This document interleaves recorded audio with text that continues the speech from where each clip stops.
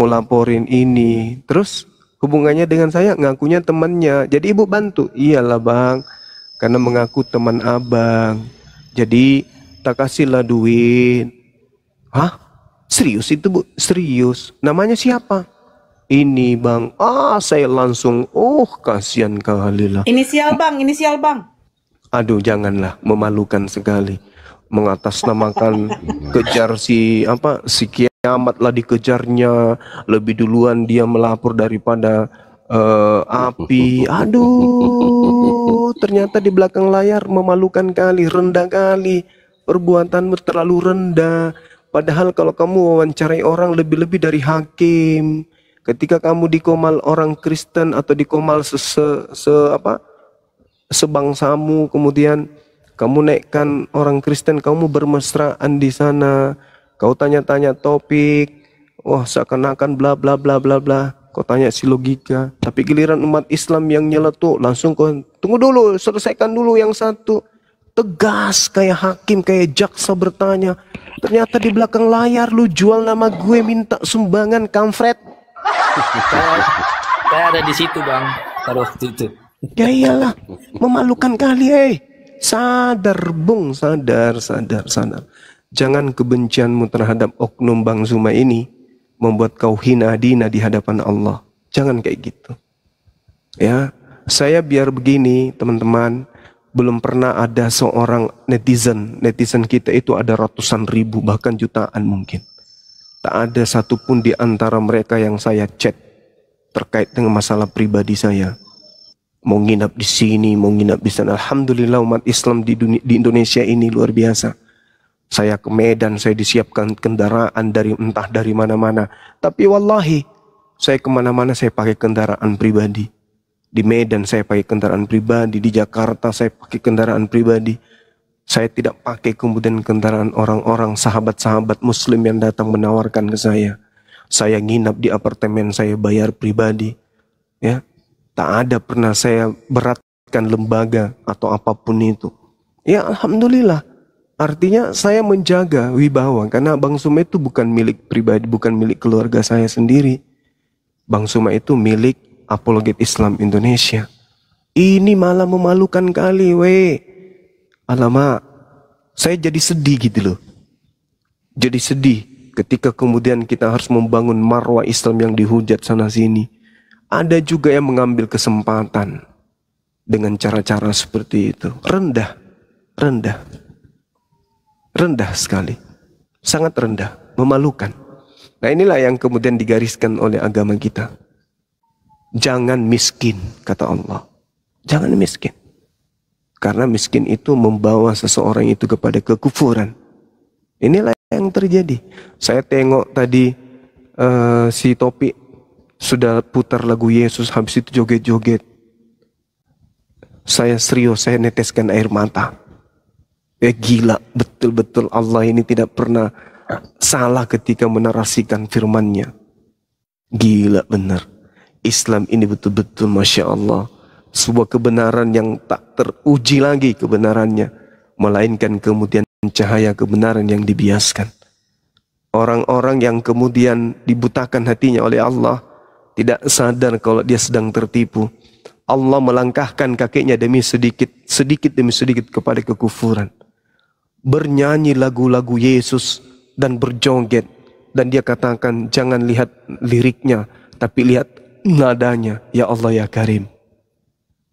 Antara bahagia dengan bersedihnya lagu itu. Bahagianya karena Allah menunjukkan kebesarannya. Orang-orang munafik seperti ini sebaiknya dia pindah alam. Ya kan ya? Itu bahagianya itu di situ. Terharunya karena sedih gitu loh. Tadinya kita satu akidah. Lama-lama kalian berubah. Dia berubah menjadi warna lain. Na'udzubillah summa na'udzubillah. Dan mengatasnamakan atas nama toleransi, konyolnya lagi. Iya, saya hanya berdoa bang. Saya hanya berdoa. Ini saya berdoa. Tapi saya nggak janji. Semoga aja Bang Zuma tidak berubah pikiran. Kalau sampai saya berubah pikiran, saya akan kejar orang ini. Akan ku kejar sampai dia membusuk di penjara. Tapi insya Allah saya masih kuat. Yang saya kejar itu fitnahannya ketika saya dituduh menginjak Bible.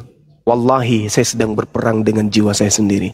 Saya sedang berperang dengan diri saya sendiri. Ini kalau sampai ketukan palu, sholat istikharah saya mengatakan kejar, saya akan ada di mana kampungnya, saya akan ada di sana sampai dia benar-benar ditahan. Karena ini, karena ini fitnahan yang sangat besar. Dituduh saya yang memerintahkan dia menginjak Bible. Ini kalau hati saya sudah mengatakan laksanakan, pasti masuk orang ini. Saya pastikan masuk dia. Saya pastikan masuk. Karena itu adalah fitnah yang sangat keji, fitnah yang sangat dahsyat. Dan fitnahannya terhadap istri saya almarhumah, fitnahan terhadap pekerjaan saya dan seterusnya. Pasti dia masuk. Nah, ini saya cuma berdoa, ya Allah, kuatkan saya. Kuatkan saya. Dia masih punya anak kecil. Tapi kalau dia suka mancing-mancing terus, jangan sampai saya tiba-tiba hilang di Makassar, saya tiba-tiba ada di Riau. Ini yang saya takutkan. Ya, ini yang saya takutkan. Oleh karena itulah kemudian, ya tadi itu sempat saya netes air mata. Ya Allah ya Karim, betapa hebatnya Dikau menunjukkan orang-orang yang sudah bersekongkol dengan orang-orang kafir pembenci Islam, itu selangkah demi selangkah menuju kepada kekufuran tanpa dia sadari. Berjoget dia, bernyanyi dia dengan lagu-lagu rohisnya Kristen. Na'udzubillah thumma na'udzubillah.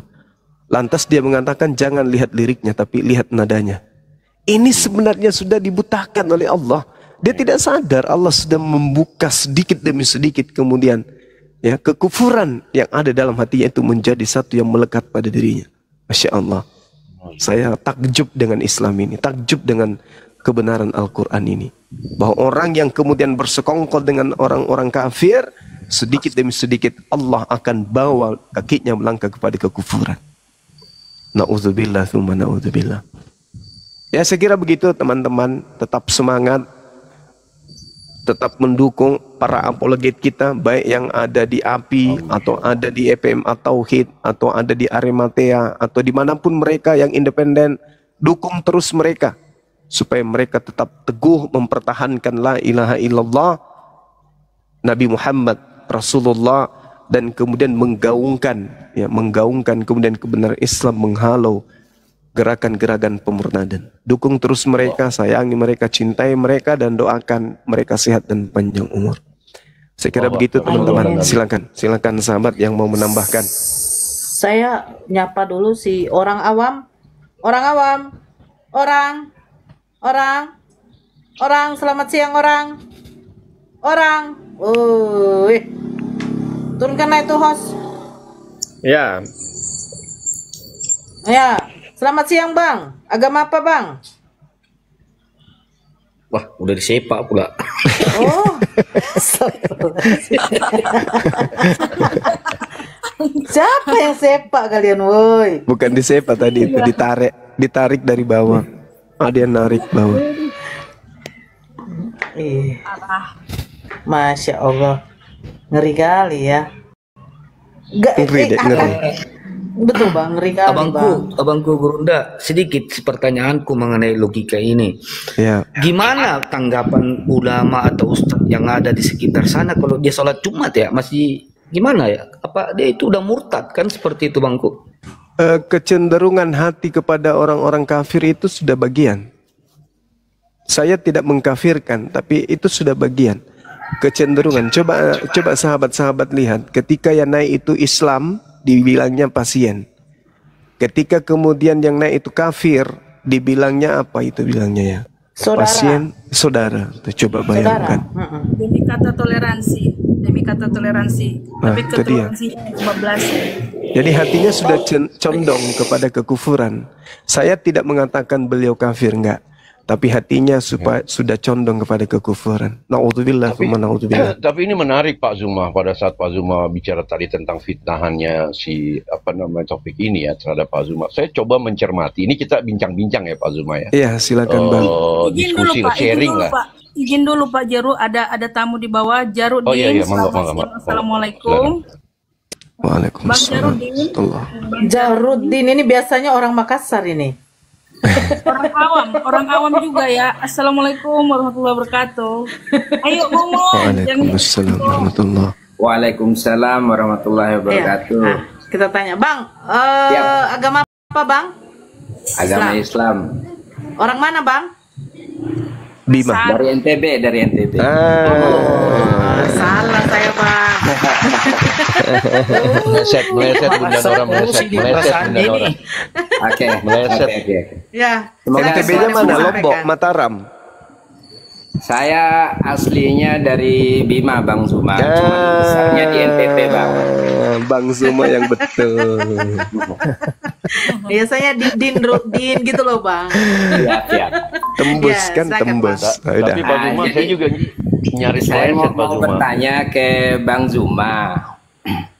Nah, kebetulan saya ini kan besarnya di NTT, di lingkungan nonis gitu. Jadi, bagaimana caranya saya itu mempertahankan atau memperdalam akidah, memperkuat akidah agar keluarga maupun di lingkungan saya itu tidak sampai Murtad.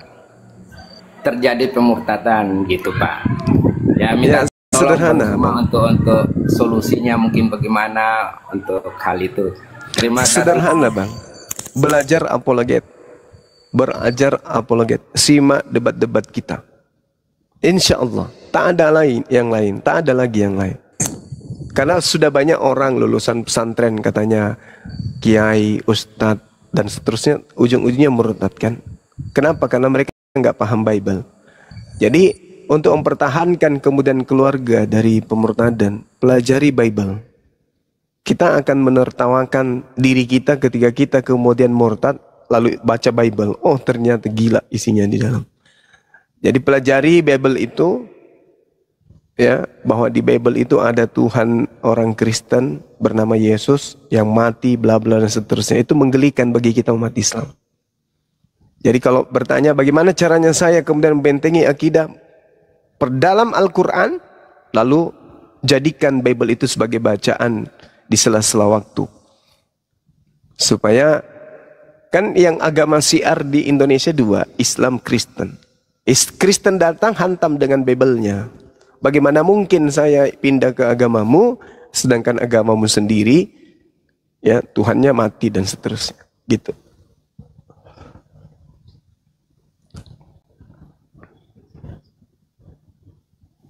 Oke, terima kasih Bang Jahrudin. Semoga Bang Jahrudin dan keluarga di sana sehat selalu, selalu istiqomah. Jangan lupa selalu nonton debat-debat Muslim ya, jangan ke room Kristen. Gak ada faedahnya Bang. Oke Bang, saya izin turunkan dulu Bang. Terima kasih. Selamat siang. Assalamualaikum. Terima kasih. Waalaikumsalam warahmatullahi wabarakatuh. Orang awam, silakan. Ya, Nora. Saya mau Silakan, bertanya Abangku. nih sama Bang Zuma nih, sama Zuma.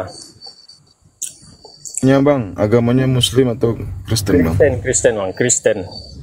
Oh iya silakan bang. Diskusi ya bang, diskusi ya. Ya, saya mau nanya sama Zuma nih.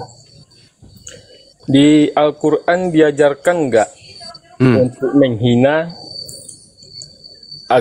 ajaran lain? Saya cuma nanya itu aja. Ya, kalau di Al-Quran itu hinaan dan kemuliaan itu duduk dengan sangat tegas dan jelas. Itu. Ya, bahwa di Al-Quran dijelaskan orang-orang kafir itu karena pengingkaran mereka terhadap Allah kepada kebenaran, maka mereka dikatakan lebih hina daripada hewan. Itu dikatakan di dalam Al-Quran. Ulaika hum syarrul bariyah. Kenapa mereka lebih hina? Tapi bukan untuk dihinakan, karena sudah hina. Seperti misalnya kotoran yang keluar di jamban. Kita tidak perlu mengatakan ini kotoran, ini bau, ini busuk. Tidak perlu, karena itu sudah mensifati sifatnya sendiri. Jadi kehinaan tidak perlu dihina, karena memang sudah gambarannya seperti itu. Warna merah tidak perlu lagi dikasih warna merah, karena memang sudah warnanya merah. Hitam tidak perlu lagi dibuat menjadi hitam, karena memang sudah hitam. Yang hina tidak perlu lagi dihinakan, karena memang sudah kodratnya hina.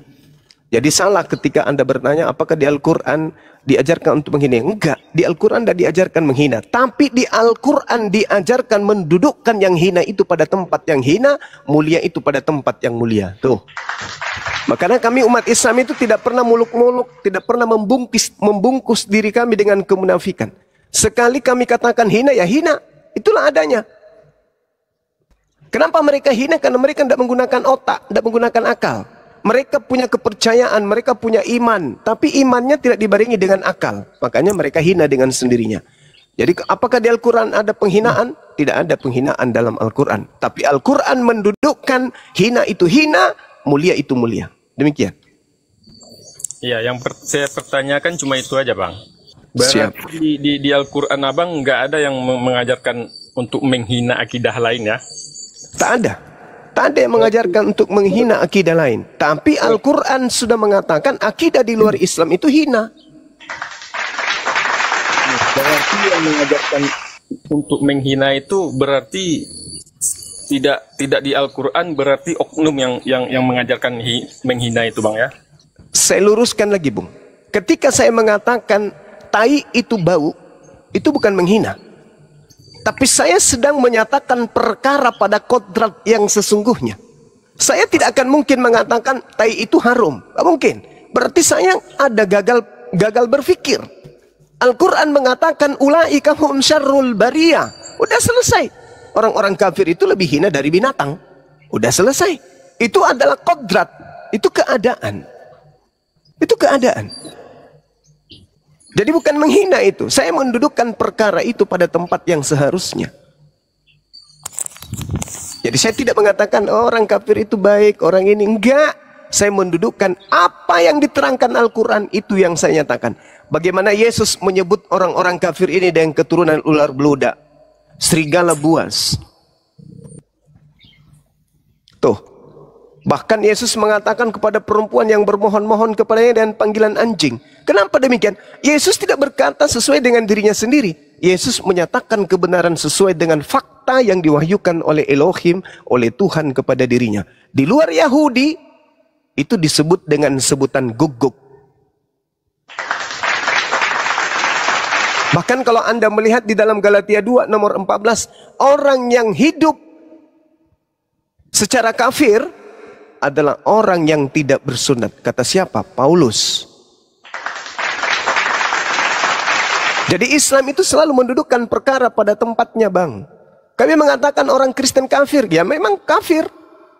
Apa kafir itu? Menutup diri kepada akal. Menutup diri kepada akal sehat. Nah itulah orang kafir. Adalah tidak mungkin akal sehat bisa menerima Tuhan nuzul menjadi bukan Tuhan, setelah menjadi bukan Tuhan dibunuh oleh ciptaan manusia itu sendiri. Kenapa disebut kafir? Ya karena itu menolak akal. Saudara disebut kafir karena menolak akal, menolak kebenaran, menolak logika. Makanya disebut kafir karena menolak kemanusiaannya. Dia manusia tapi menolak kemanusiaannya. Dia lebih cenderung menggunakan kebinatangannya dalam hidup. Itu fakta, itu real.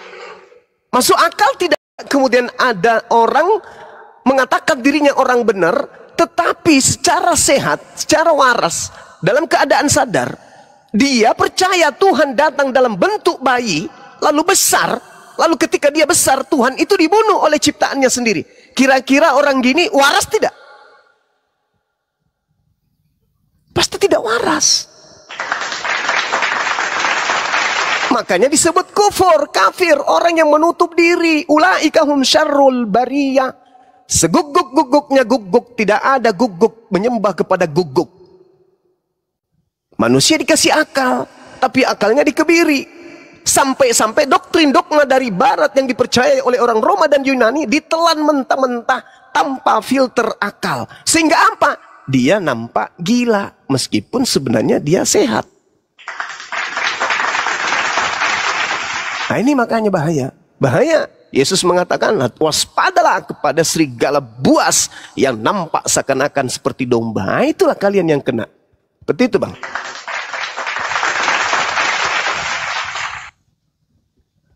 Ya, silakan orang awam. Orang awam.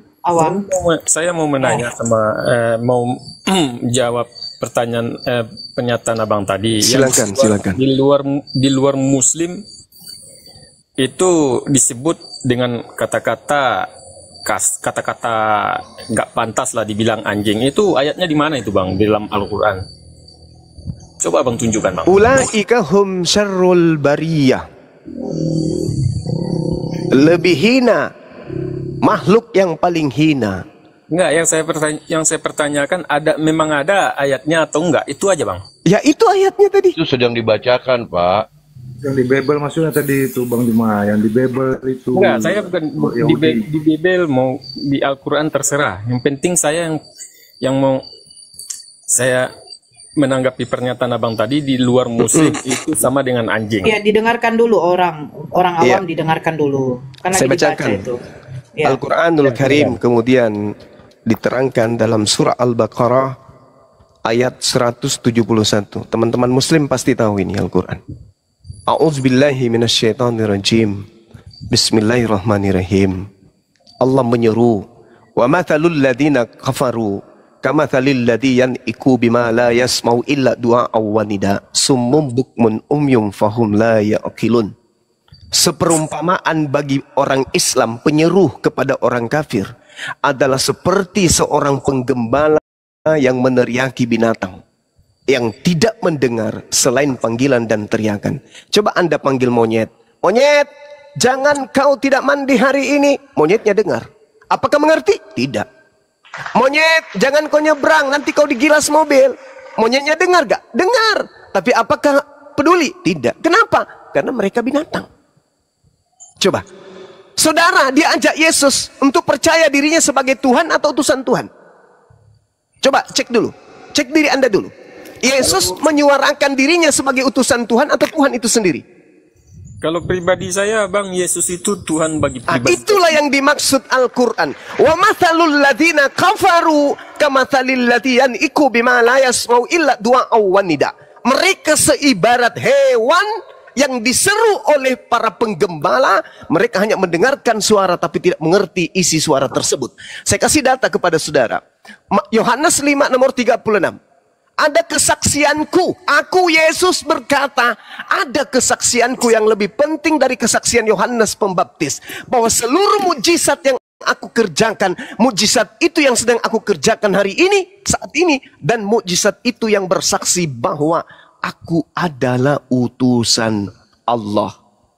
Anda dengarkan suara itu kan? Anda dengar, Anda baca, bahkan Anda jadikan itu sebagai kitab. Tapi apakah Anda mengerti isi daripada pernyataan Yesus? Tidak. Nah, ini yang diterangkan Al-Quran. Mereka seperti binatang mendengarkan suara tapi tidak mengerti suara itu. Yesus sudah mengatakan, dunia harus tahu bahwa aku senantiasa mendengarkan engkau wahai Bapa, dan aku senantiasa tunduk, sujud, melaksanakan segala apa yang engkau perintahkan kepadaku. Yohanes 14 nomor 31. Anda paham pernyataan Yesus? Yohanes 17 nomor 3. Hidup kekal itu adalah mereka mengenal Yesus Kristus yang engkau utus. Apakah Anda mendengar? Mendengar. Apakah Anda baca? Baca. Tapi apakah Anda paham? Tidak. Selayaknya monyet yang nyebrang jalanan diteriakin, "Hei monyet, ada mobil." Monyetnya santai-santai aja. Kenapa? Karena dia hewan. Wa mathalul ladzina kafaru kamathalil ladzi yan'iku bima la yasma'u illa du'a'aw wa nida. Bukmun umyum fahum la ya'qilun. Mereka tuli, mereka bisu, mereka buta, maka mereka tidak mengerti. Ini yang Anda alami sekarang.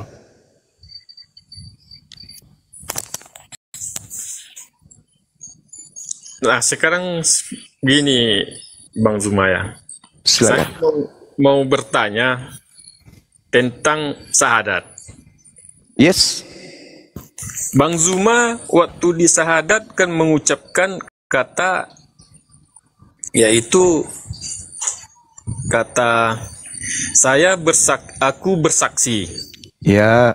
bahwa tiada Tuhan selain Allah. Ya.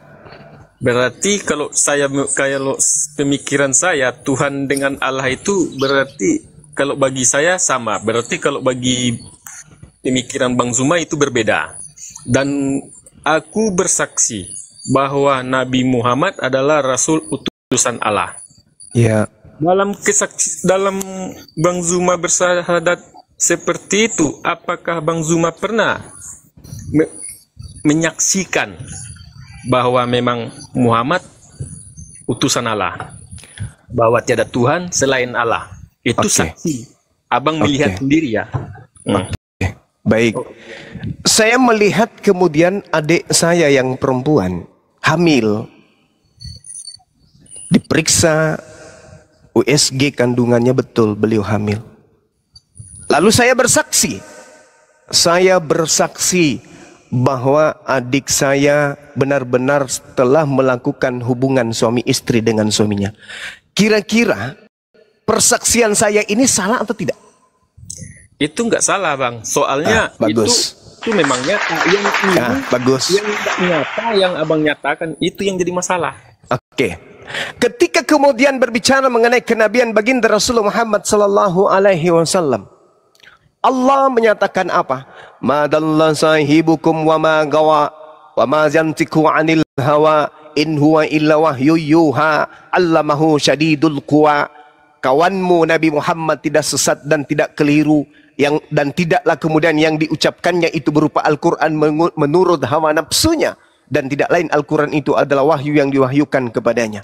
Saya bersaksi hari ini bahwa Al-Quran ini adalah wahyu yang diterima oleh seorang yang bernama Nabi Muhammad.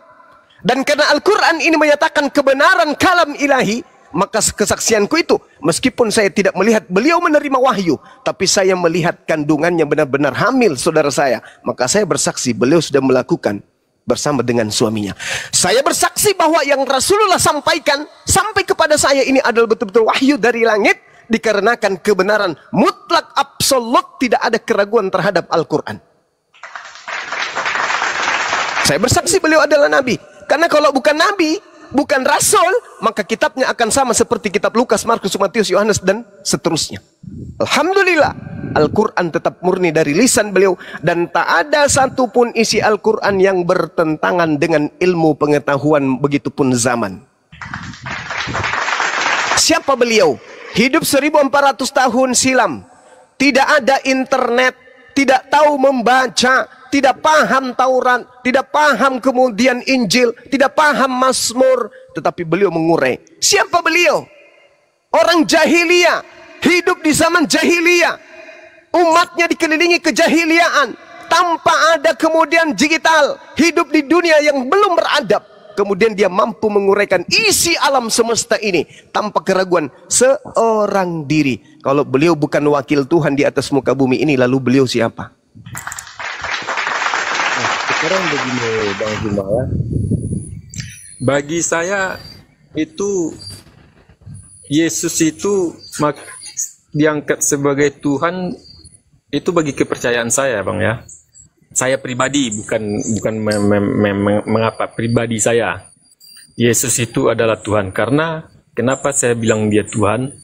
Karena ketika dia mati dan dia bangkit, itu daging dengan roh itu bersatu, bangkit ke surga, dan itu disaksikan dengan ribuan mata. Sementara abang tidak meyakini kesaksian itu sendiri. Dan bagaimana abang bisa meyakini dalam syahadat bahwa tiada Tuhan selain Allah dan Nabi Muhammad utusan Rasul dan utusan Allah, sementara Yesus sendiri yang di Al-Quran abang, Isa Al-Masih, itu abang abaikan. Coba abang jelaskan. Oke. Yesus mempersaksikan dirinya sebagai manusia. Orang-orang mempersaksikan dirinya sebagai manusia. Hanya Kristen ini yang tampil beda, mempersaksikan Yesus itu adalah Tuhan itu sendiri. Itu yang Anda harus pahami dulu. Kemudian ketika kami bersaksi, saya bersaksi tiada Tuhan selain Allah. Apakah Allah itu tidak bisa saya lihat? Saya melihatnya kok. Saya melihatnya. Dengan mata batin saya melihatnya. Apa buktinya saya melihat beliau? Ketika Al-Quran mengatakan, walaqad khalaqnal insan wa na'lamu ma tuwaswisu bihi nafsuh wa nahnu aqrabu ilaihi min hablil warid. Aku Tuhanmu, lebih dekat wahai Suma, sedekat-dekatnya kau Suma kepada urat lehermu. Aku Tuhan yang menciptakanmu, jauh lebih dekat ke kamu daripada kamu ke urat lehermu. Itu kata Al-Quran. Nah sekarang saya ingin membuktikan kebenaran ayat suci Al-Quran saya. Kata Al-Quran, Wa nahnu aqrabu ilaihi min hablil warid. Aku lebih dekat kepadamu wahai Suma daripada kamu kepada urat lehermu sendiri. Nah, saya buktikan. Ini urat leher saya loh. Ketika saya tanya, ini urat leher saya ada berapa banyak di dalam? Apa yang terjadi di dalamnya? Seperti apa kemudian komponennya? Bagaimana cara kerjanya? Rupa-rupanya saya tidak tahu. Padahal sudah melengket pada diri saya. Saya tidak tahu. Tuhan saya mengatakan saya lebih dekat. Ternyata Tuhan saya yang mengatur segala-galanya. Ini kepala saya nih. Sedang kupegang kepala saya nih. Kupegang. Bulat kepala saya. Kepala saya. Saya pakai tidur, saya pakai bangun, saya pakai makan, saya pakai bicara, saya pakai pergi, saya pakai pulang, saya pakai dari sejak lahir sampai hari ini. Tapi saya tidak tahu apa isinya di dalam. Saya tidak tahu isinya apa loh. Berarti benar kata Quran, wa nahnu akrabu ilaihi min hablil warid. Wahai manusia, aku lebih dekat kepadamu daripada urat lehermu. Artinya, aku yang melihat semua, aku yang mengatur semua yang ada dalam dirimu. Walaqad khalaqnal insana wa na'lamu ma tuwaswisu bihi nafsu. Aku sungguh Tuhanmu telah menciptakanmu dan mengetahui apa yang dibisikkan oleh hatimu. Sekarang saya bersuara. Apakah saya tahu suara saya itu apa? Suara saya itu apa? Bentuk suara saya itu kayak mana? Suara saya itu seperti apa? Saya tidak tahu. Bahkan roh yang ada dalam diri saya nih, saya tidak tahu. Saya berbicara ini kenapa? Saya bisa mendengar ini kenapa? Saya bisa melihat ini kenapa? Siapa yang membuat saya bisa melakukan ini semua? Saya sendiri. Mustahil. Tidak mungkin. Bagaimana mungkin Zuma bisa membuat diri Zuma melihat? Bagaimana mungkin Zuma bisa mendengar, membuat kuping lalu mendengar? Enggak mungkin. Ini ada yang meminjamkan, ini ada yang memberikan, ini ada yang mengaturnya semuanya. Siapa dia? Dialah Tuhan kami. Maka kami bersaksi tiada Tuhan selain Allah. Bahkan Yesus yang Anda sembah apa katanya? Yohanes 5 nomor 30. Aku tidak dapat berbuat apa-apa dari diriku sendiri. Lalu yang membuat kamu sakti, membangkitkan orang mati, membuat orang buta berjalan, orang buta melihat, itu siapa? Allah Azza wa Jalla, pencipta langit dan bumi. Makanya kalau Anda bertanya, umat Islam itu menyembah siapa? Laisa kamitslihi syai'. Tuhannya umat Islam tidak serupa dengan makhluk, sehingga Tuhannya umat Islam itu tidak bisa digambarkan. Kenapa demikian? Karena umat Islam tidak butuh melihat Tuhan. Yang dibutuhkan umat Islam adalah umat Islam harus sadar sesadar-sadarnya dengan akal sehat dan kewarasan, dalam keadaan sadar bahwa yang maha melihat itu sedang menyaksikan perlakuan tindakan umat Islam. Seperti saya nih. Apakah saya perlu melihat Tuhan saya? Enggak perlu. Kenapa? Karena Tuhan saya yang melihat saya. Itulah ihsan. Sembahlah Allah seakan-akan engkau melihat Allah. Tapi sekiranya engkau tidak melihatnya, sadarilah sepenuh hati bahwa sesungguhnya Allah melihat engkau. Maka yang kami lakukan memperbaiki diri, memperbaiki hati. Kenapa? Karena Tuhan melihat kami. Kami tidak melihat Tuhan, tapi Tuhan melihat kami. Maka ketika kami menyembah, tidak perlu kami melihat. Yang pasti Tuhan melihat kami menyembah. Berbeda dengan saudara. Anda harus pelototin Tuhan saudara. Anda harus melihat Tuhan Anda mati, dikubur, bangkit. Ini apa? Coba. Jadi kalau Anda mengatakan kamu bersaksi, yes, alam semesta ini kemudian adalah bentuk eksistensi wujud keberadaan Allah. Pencipta langit dan bumi menciptakan dua alam sebagai bentuk wujud eksistensi keberadaannya. Alam semesta, alam tempat kita bernaung, dan tubuh kita ini. Tubuh kita ini adalah eksistensi keberadaan Allah. Tidak ada kita kalau tidak ada Tuhan. Tuhanlah yang mengadakan tubuh ini. Sehingga dengan adanya tubuh ini membuktikan Tuhan itu ada. Apakah Anda bisa ada tanpa ada Tuhan? Tidak mungkin.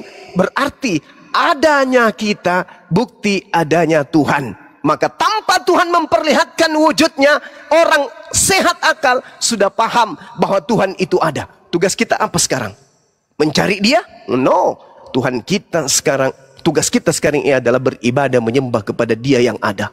Yod, he, fafe. Huwa, ya huwahu. Dia yang ada, yang ada. Ini yang dikatakan Al-Quran. Allahu la ilaha illa huwal hayyul qayyum. Allah maha melihat. Tak perlu kita melihatnya, karena kita tidak maha melihat. Allah maha mendengar, tak perlu kita mendengar suaranya, karena kita tidak maha mendengar.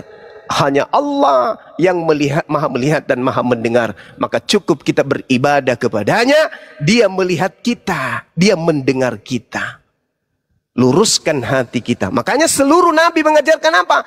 Jalan lurus, jalan lurus, jalan lurus menuju kepada Allah. Yesus pun mengatakan, akulah jalan, akulah kebenaran, akulah hidup. Tidak ada yang sampai kepada pencipta langit dan bumi tanpa melalui aku. Berarti Yesus adalah jalan, penunjuk jalan. Dia yang menunjukkan rambu-rambu. Ini kiri, ini kanan, ke depan agak menurun, ke depan lagi agak ke atas, tonjokkan ke atas, dan seterusnya. Yesus adalah penunjuk jalan. Dia adalah Mesias, dia adalah Al-Masih, dia adalah Nabi, dia adalah Rasul.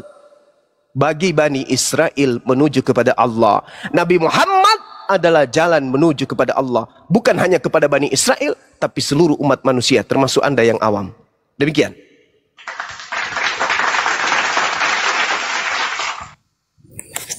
Jadi di luar muslim saya katakanlah orang Kristen, berarti abang tidak apa dengan mujizat Yesus itu bang ya? Saudara, ya, kami beriman kepada Nabi Yesus. Umat Islam itu beriman kepada Rasul Yesus. Oke? Nabi Yesus itu orang yang sangat luar biasa. Membangkitkan orang mati biiznillah dengan izin Allah. Membuat orang lumpuh, orang buta sembuh total. Itulah hebatnya Nabi kami, Nabi Yesus. Beliau Nabi kami yang diutus oleh Tuhan kami kepada saudara Bani Israel. Kami beriman. Makanya kita bantah-bantahan. Kenapa?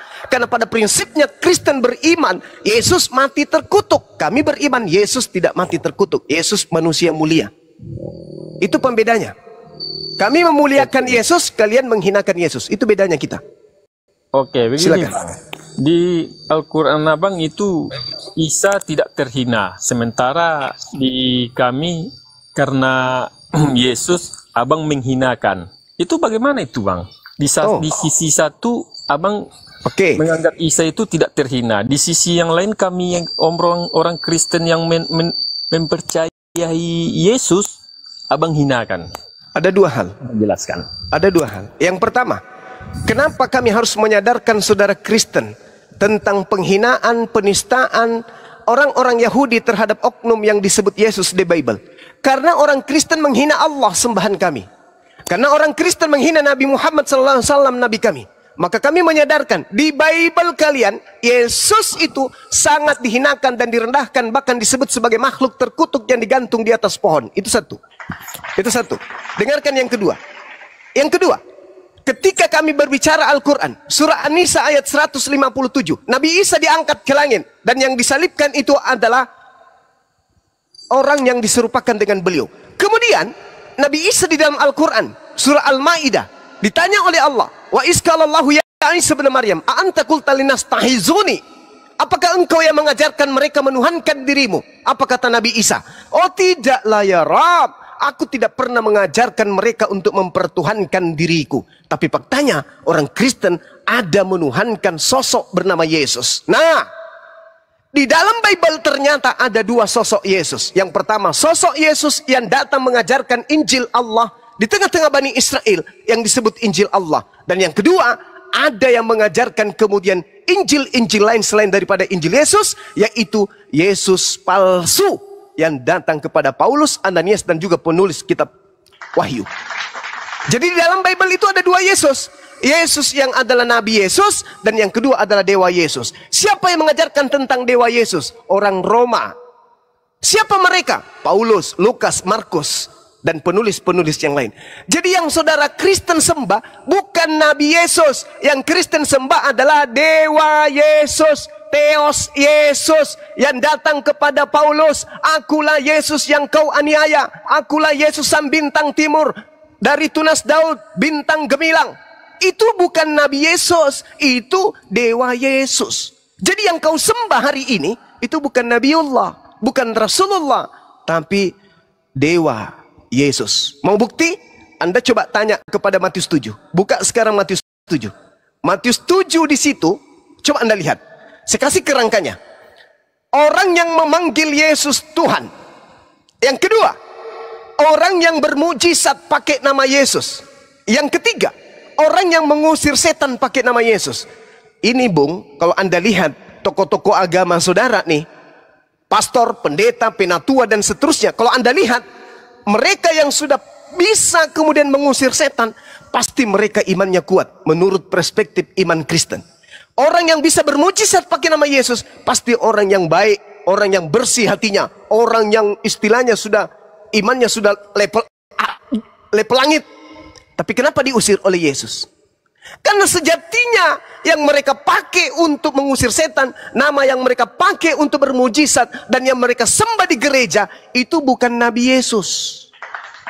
Makanya dikatakan dalam Matius 7, 22, 23, pada hari terakhir nanti banyak orang akan berseru kepadaku, Tuhan Yesus, Tuhan Yesus, bukankah kami bernubuat pakai namamu, wahai Tuhan Yesus? Bukankah kami mengusir setan pakai namamu juga, wahai Tuhan Yesus? Bukankah kami mengusir setan pakai namamu juga, wahai Tuhan Yesus?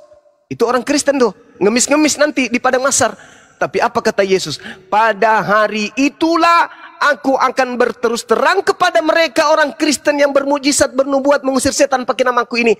Enyahlah daripadaku, aku tidak mengenal kalian, kalian semua adalah pembuat kejahatan. Hayo. Kenapa bisa demikian? Karena yang kalian sembah di gereja itu bukan Nabi Yesus. Yang kalian sembah adalah Dewa Yesus yang diperkenalkan oleh orang barat kepada kalian. Enyahlah daripadaku, kalian semua adalah pembuat kejahatan. Kenapa orang Kristen diusir? Padahal mereka sudah sampai pada level mengusir setan, bermujizat. Kurang apa lagi coba? Kenapa diusir? Ya karena mereka menyembah bukan kepada Tuhan yang betul, tapi menyembah kepada makhluk halus yang datang kepada Paulus. Akulah Yesus yang kau aniaya, hanya berupa suara dan cahaya. Itu bukan Yesus. Itu bukan Yesus. Itu makhluk halus yang datang. Nah, jadi ada dua hal, mudah-mudahan Anda paham kenapa Bang Suma kemudian selalu menitip beratkan kepada Bible. Yesus ditampar, Yesus ditelanjangi, Yesus ditombak, Yesus digantung, Yesus terkutuk. Kenapa? Karena orang Kristen menghina Allah, menghina Rasulullah, menghina Al-Quran.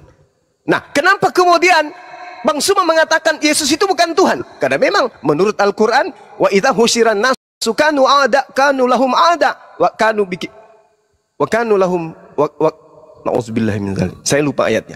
Pada hari terakhir nanti banyak orang, pada hari terakhir ketika manusia dikumpulkan, apa yang mereka sembah akan menjadi musuh bagi mereka.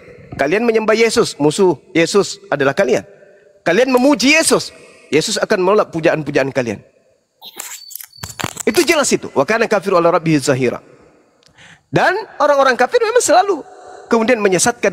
Jadi dua hal ini yang harus Anda dalami, Anda harus pahamkan kepada diri Anda sendiri, bahwa ternyata selama ini yang saya sembah bukan Yesus yang datang melakukan penginjilan, tetapi yang saya sembah adalah makhluk halus yang membawa-bawa nama Yesus. Demikian. Enggak. Sekarang pertanyaan saya begini lagi, Bang. Kalaulah memang benar Yesus yang Abang bilang itu sesat, tapi bagi saya itu Yesus yang saya yakini, yang saya percaya dialah Tuhan.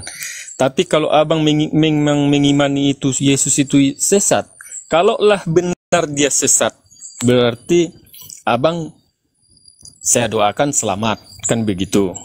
Akan tetapi kalau yang Anda sesatkan itu di dalam Al-Quran Abang ialah Isa, ternyata benar. Bagaimana dengan Abang dengan pengikut Abang? Coba Abang jelaskan. Oke, saya jawab. Kalau Yesus itu betul Tuhan, Yesus benar-benar Tuhan nih, maka umat Islam selamat. Kenapa? Tuhan itu mustahil berdusta. Tuhan itu mustahil berbohong. Yesus datang mengatakan, aku diutus hanya kepada domba yang sesat dari umat Israel. Hidup kekal, mereka mengenal engkau satu-satunya Tuhan yang benar, dan mengenal Yesus Kristus yang engkau utus. Kami umat Islam mengenalnya sebagai utusan. Dia bersaksi, Yohanes 5:36. Bersaksi sebagai apa? Utusan Tuhan. Kesaksiannya kami imani. Kami beriman dia adalah utusan. Itu kalau dia Tuhan. Jadi Yesus Tuhan, umat Islam tetap selamat. Oke?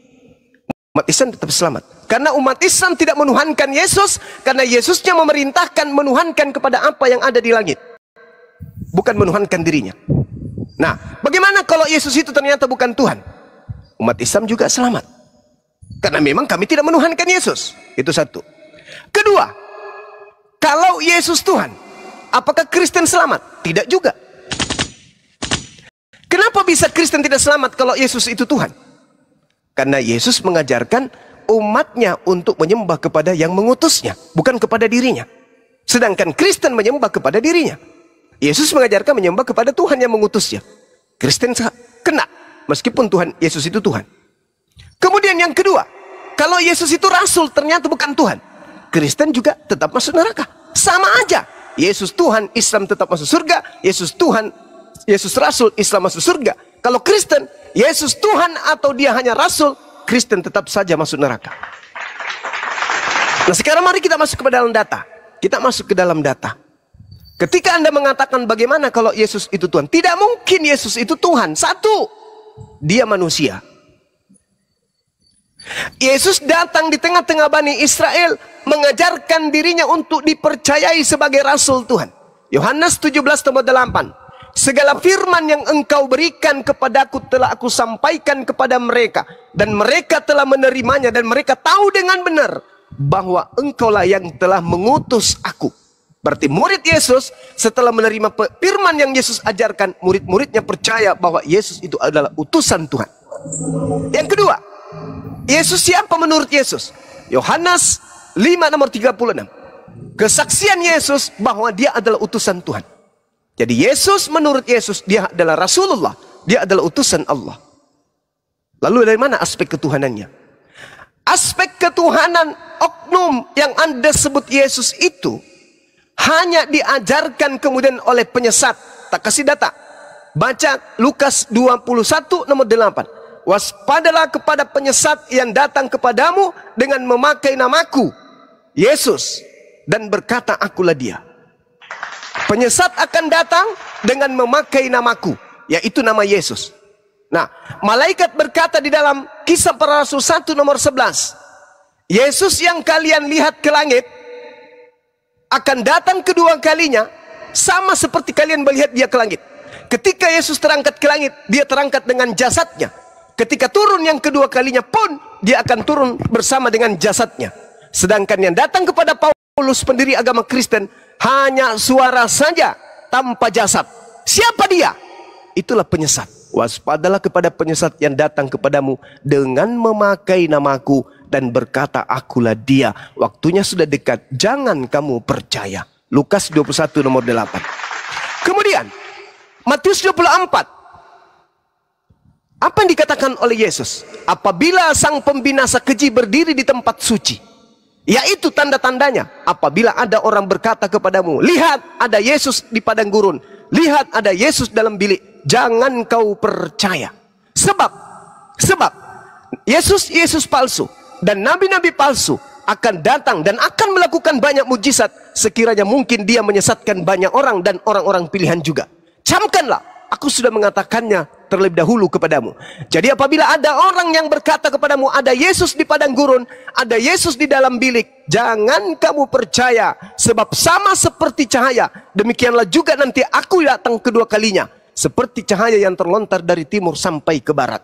Berarti Yesus mengatakan, wahai Bani Israel, kalau ada orang berkata kepadamu dia bertemu aku di padang gurun, ada bertemu Yesus di dalam bilik penjara, kata Yesus, jangan kau percaya. Makanya orang Yahudi sampai hari ini tidak percaya agama Kristen, tidak percaya kepada Paulus, karena Paulus berteriak, aku bertemu dengan Yesus di padang gurun loh, aku bertemu Yesus dalam bilik penjara loh. Apa kata Yesus kepada muridnya? Jangan kamu percaya. Makanya Paulus mengaku di dalam Galatia 2:8, aku diutus kepada orang-orang yang tidak bersunat, aku diutus kepada non-Yahudi. Galatia 5:15. Makanya yang mengajarkan kalian menyembah kepada manusia Yesus itu bukan Yesus, tapi Paulus. Karena Paulus sendiri mengaku bertemu dengan Yesus dan bertemu dengan dan mengajarkan dirinya diutus kepada orang-orang yang tidak bersunat. Itu kenapa saya kemudian mengatakan bahwa kalau Yesus itu Tuhan, Mustahil. Karena Yesus sudah dituhankan, sudah dibuktikan, sudah dipraktekkan oleh orang Kristen 2000 tahun lamanya. Bahkan sampai hari kiamat. Tapi apa endingnya? Enyahlah daripadaku kalian semua pembuat kejahatan. Kenapa mereka disebut pembuat kejahatan orang Kristen ini? Karena orang Kristen tidak menyembah kepada Tuhan yang diperkenalkan oleh Abraham, Ismail, Ishak dan Yakub. Coba Anda baca Matius 15 nomor Matius 7 nomor 15 sampai nomor 23. Situ sangat jelas. Kenapa orang Kristen diusir? Karena orang Kristen tidak melakukan kehendak Bapa, tetapi kehendak nabi palsu yang adalah serigala yang Kristen lakukan. Sederhana, Bung, sederhana belajar kebenaran itu. Saya berbicara begini bukan karena saya Islam, enggak. Saya berbicara dengan begini karena saya menggunakan akal. Akal yang saya gunakan. Saya belajar Al-Quran pakai akal. Saya belajar Bible pakai akal. Saya tendang jauh-jauh doktrin. Saya tendang jauh-jauh dogma. Yang saya gunakan adalah akal. Kenapa bisa pakai akal, Bang Suma? Terakhir, 1 menit. Kenapa bisa pakai akal, Bang Suma? Yes! Karena manusia diciptakan oleh yang maha tahu. Sehingga ketika yang menciptakan manusia yang maha tahu ini menciptakan akal kepada diri manusia, maka tentu akal yang datang dititipkan oleh Allah kepada manusia ini tidak akan pernah bertentangan dengan konsep ketuhanan. Tidak akan pernah bertentangan dengan kalimatnya itu sendiri. Maka akal diciptakan dengan kitab yang diciptakan, yang diwahyukan oleh Allah harus selaras, harus seia sekata.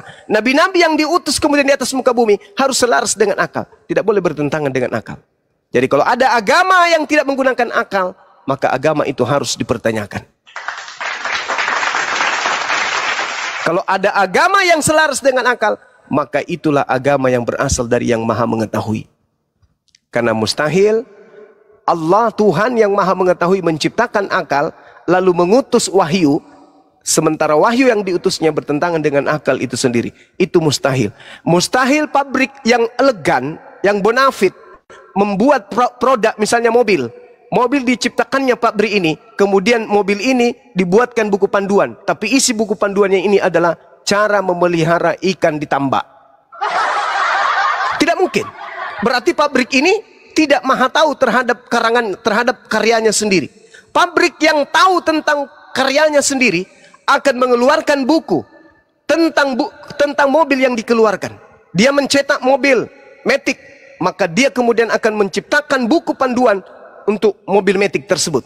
Tidak mungkin pabrik yang benar akan menciptakan mobil tetapi buku panduannya tentang memelihara udang di tambak. Mungkin. Nah, inilah yang terjadi.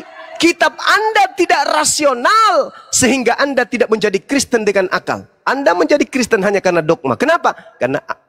Karena akal Anda dan kitab Anda bertentangan. Di kitab Anda dikatakan Tuhan datang menjadi bayi, dinetein sama ibunya, dibunuh oleh ciptaan. Itu bertentangan dengan akal. Tapi sudah terlanjur ditulis di buku Anda. Berarti buku Anda tidak sesuai dengan akal. Dengan kata lain, buku Anda itu bukan dari Allah, bukan dari pencipta langit dan bumi. Karena pencipta langit dan bumi mustahil. Wah, kena report kan? Wah, aku kirain tadi. Kena Ya, parah. Wah, di udah habis. tap-tap dulu layarnya semua. Ingin tetap layarnya. Di tap-tap, oh udah 1 M ya? Iya. Iya, 1 M. Oke, sebentar ya, Bang, orang awam sebentar ya. Orang awam Dukungan sama Bang Zuma sebentar, yang kurang. ditunggu. Kalau ada mawar-mawar, Oke, saya saudara-saudara lempar aja sama Bang Zuma. Mawar-mawar biar kuat akunnya gitu. Mawar-mawar itu bikin Jangan kuat jangan akun pelengak-pelengok kayak Bang Zuma hotel. ya. Mawar-mawar itu bikin kuat komal Kau noise saya. sekali loh kau Erik, mute lah Erik Udahlah Nora, kau aja yang bilang noisy. Nadia dari tadi pun nggak sibuk. Bang Zuma pun dari tadi nggak Nadia, sibuk. aku tanya sama kau, nggak noise dia tuh, Nadia? Hah? Sedikit enggak, sedikit yes. Takut dilaporkan Kan? pula aku Di mute nanti. aja dulu, kita tunggu Bang Zuma. Enggak. Kita tunggu Di mute dulu, Nanti kita kalau tunggu Bang Bang Zuma Habis mungkin ganti akunnya, akun. habis akunnya tadi kata Bang Zuma terakhir tadi akunnya itu. Udah Nanti jam habis, 1 lagi baru bangkit. Abang buat baru lagi, ya kan? Abang buat baru lagi. Nanti yang follow 1 koma ini sudah banyak kok. Iya, bikin Ya, langsung follow. sebentar ya orang awam saya sapa Ya. dulu. Ini diam dulu lu apa Nadia. Kau host juga jangan bicara nanti kena rungkat juga pula kau. Ridwan. Ridwan. Ridwan. Oke, ya selamat siang Anggi Cimbolon. Sebentar ya Bang Awam, sebentar. Oke, Mbak Nora, oke. Oke, sebentar dulu. Ini moderator bukan saya saja kan, ada yang lain kan di bawah tuh. Naikkan aja kalau ada apa, Bang Zuma. Ya, yang naik tolong yang apa aja lah, yang Kristen. Bang Zuma kenapa? Ada di bawah. Iya, mungkin lagi buat akun. Ya, silakan orang awam. Apalagi yang mau dinanggapi tadi pernyataan dari Bang Zuma, silakan. Ya, sebenarnya sih saya mau dengan kata-kata Bang Zuma tadi, yang saya bilang tadi kan, kalaulah benar itu sesat yang Yesus yang kami Kristen, yang sesat bukan Yesus, orang awam. Kau salah dengar terus dari tadi. Ya. Yesus itu bukan sesat dikatakan, yang menuhankan Yesusnya yang sesat pemahaman, salah pengajaran. Berarti kan sesat kan itu. Saya yang menuhankannya yang sesat, bukan kau lebih tepat lagi menambah kau pula kau yang menghinakan. Penulis-penulisnya yang menjadikan Yesus itu sesat, Bang. Padahal Yesus itu kan adalah jalan kebenaran dan hidup. Ya, silakan lanjut. Ya, silakan Abang Awam, silakan.